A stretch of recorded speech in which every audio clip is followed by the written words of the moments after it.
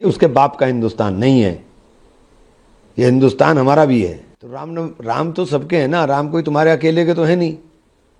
तो जितनी राम की खुशी आपको उतनी हमें भी है, तो सबको शामिल करो। ये देश को कहाँ लेके जा रहे हैं भाई, ये कर क्या रहे हैं? बौद्धों का नंबर आएगा, जैनियों का नंबर आएगा, किसी को नहीं छोड़ने वाले हैं। ये इंडिया गठबंधन पूरा खेल रहा है, लेकिन समंदर में तूफान बहुत है। इसमें तो इतनी बात कहूँगा कि समंदर में तूफान बहुत है और लहर के थपेड़े जो है कोई छोटी किश्ती के सवारों को बचा नहीं पाएगी। छाती ठोक करके ट्रंप से दोस्ती थी, ट्रंप ने छाती ठोक कर ही टैक्स लगा दिया। देश का काला कानून है और ये पूरी तरीके से संविधान के ऊपर हमला है। ये जिस तरीके से ये कानून बनाया गया है वो लोकतंत्र के लिए बेहतर नहीं है। एक बहुत बड़ी आबादी का आप गला घोट देंगे, ये अच्छी बात नहीं है। बिहार के सिन्हा उन्होंने कहा कि सदन से जो कानून पास हुआ है उसका विरोध करने वाला देशद्रोही होगा, उसे जेल भेज दिया जाएगा। तो इमरजेंसी में तुम जेल गए थे ना, इमरजेंसी तो लगी थी, क्यों विरोध किया था? तो कह रहे हैं उनका बयान है कि ये पाकिस्तान नहीं है, ये हिंदुस्तान है, नरेंद्र मोदी की सरकार है और ये हिंदुस्तान है, ये उसके बाप का हिंदुस्तान नहीं है, ये हिंदुस्तान हमारा भी है। बंगाल पुलिस ने प्रतिबंध लगाया था कि रामनवमी का जुलूस नहीं निकाला जाएगा, लेकिन उस आदेश को पलटते हुए कलकत्ता उच्च न्यायालय ने प्रतिबंधों के साथ जुलूस निकालने की इजाजत पश्चिम बंगाल हावड़ा में दिया है। इसके अलावा देश में कुछ नहीं बचा क्या खुशी के साथ नहीं रामनवमी निकाली जा सकती? क्या पूरे प्रबंधन के साथ रामनवमी की खुशी नहीं निकाली जाएगी? रामनवमी में नफरत की बातें क्यों करते हो जो दूसरे को दिक्कत दे? अरे रामनवमी में दूसरे लोगों को भी शामिल करो ना, तब खूबसूरती लगेगी रामनवमी की भी। तो राम तो सबके हैं ना, राम कोई तुम्हारे अकेले के तो है नहीं। तो जितनी राम की खुशी आपको उतनी हमें भी है, तो सबको शामिल करो। मेरे यहाँ रामनवमी का जुलूस निकलता है, उसके रूट के ऊपर एक भी घर सिंगल घर भी नूरी मस्जिद से शुरू होता है और पूरा निकलते हुए चला जाता है, कोई घर उसके ऊपर हिंदुओं का नहीं है। मुहर्रम का जुलूस निकलता है डाकाने वाली मस्जिद के कोने से और वो पूरा निकल करके मंदिर के ऊपर ख़त्म होता है, एक भी घर मुसलमान का नहीं है। यह है सौहार्द, यह है देश। उसके सारा कमेटी के रामनवमी के जुलूस में कमेटी के आगे मुसलमान प्रबंधन करते हुए चलते हैं, मुहर्रम के जुलूस के आगे हिंदू प्रबंधन करते हुए चलते हैं। ये हिंदुस्तान क्या बना दिया इन्होंने हमारा। लेकिन जिस तत्परता से कांग्रेस के दिल को लेकर लड़ते दिखे राहुल गांधी ने सोशल मीडिया प्लेटफॉर्म पर कहा कि मुसलमानों की जमीन के बाद अब आरएसएस की नजर ईसाइयों की जमीन पर है। कल ऑर्गेनाइजर का आपने पढ़ा नहीं क्या? ऑर्गेनाइजर में तो लेख छपा है। हमारे पास तो ये बता रहे थे 39 लाख एकड़ जमीन है। गृह मंत्री जी बता रहे थे, मुझे नहीं पता कहाँ से कौन सी सोर्स उनके पास थी, और वो साबित नहीं कर पाएंगे क्योंकि वो या तो वो गलत बोल रहे, आज गलत बोल रहे, या कल जो उन्होंने एफिडेविट दिया है सुप्रीम कोर्ट में सरकार ने वो गलत था 2021 में। अब उनके लिए कहा है कि कैथोलिक के पास 17.5 करोड़ एकड़ लैंड है, 17.5 करोड़ एकड़ लैंड है। अभी उसके बाद ये मंदिरों की भी, चूँकि बड़े बड़े मंदिर हैं, मंदिरों के पास बहुत है, उनके ऊपर भी जाएगी निगाह। आर्य समाज की बहुत बड़ी संस्था है, उसको कब्जाने के लिए, उसको हथियाने के लिए, अपनी विचारधारा थोपने के लिए तैयारी होगी। ये देश को कहाँ लेके जा रहे हैं भाई, ये कर क्या रहे हैं?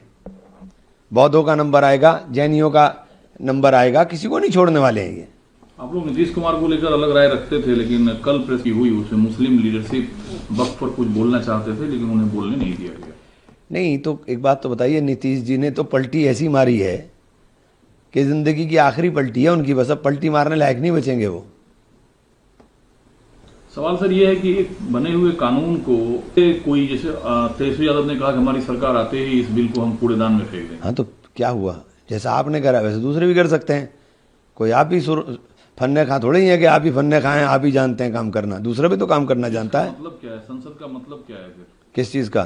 संसद में अगर तो आप फेडरल स्ट्रक्चर खत्म कर देंगे क्या? आप फेडरल स्ट्रक्चर को खत्म करना चाह रहे हैं क्या? लैंड जो है लैंड कंसर्न मैटर जो है वो स्टेट के मैटर हैं। आप फेडरल स्ट्रक्चर खत्म कर देंगे? कोर्ट का रास्ता तो सबके लिए खुला हुआ है, वो भी पाबंदी है क्या? या उसके ऊपर भी कोई कानून बनाया जाएगा कि सुप्रीम कोर्ट वही जाएगा जैसे सरकार चाहेगी? ये लोकतांत्रिक देश है भाई। फ्रंट फुट पे कांग्रेस खेल रही है, सपा की तरफ से अब तक कोई निर्णय नहीं आया सामने, को सुप्रीम कोर्ट जा रहे हैं। इंडिया गठबंधन पूरा खेल रहा है, लेकिन समंदर में तूफान बहुत है। इसमें तो इतनी बात कहूंगा कि समंदर में तूफान बहुत है और लहर के थपेड़े जो है को छोटी किश्ती के सवारों को बचा नहीं पाएगी।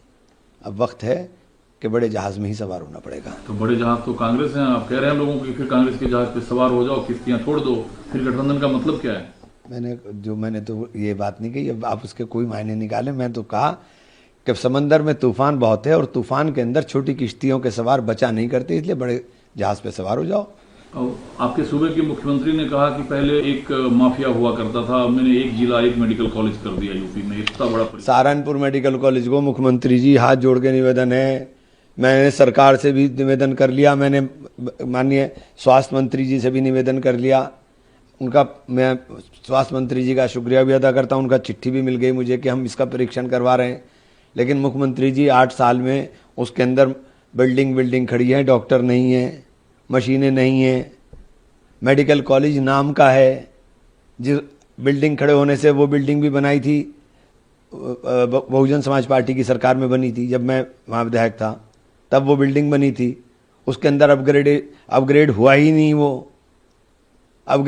नहीं, वो जब से 15 साल बाद तो अब अनुरक्षण का पैसा मिला उसका, कि उसका अनुरक्षण का पैसा मिल जाए।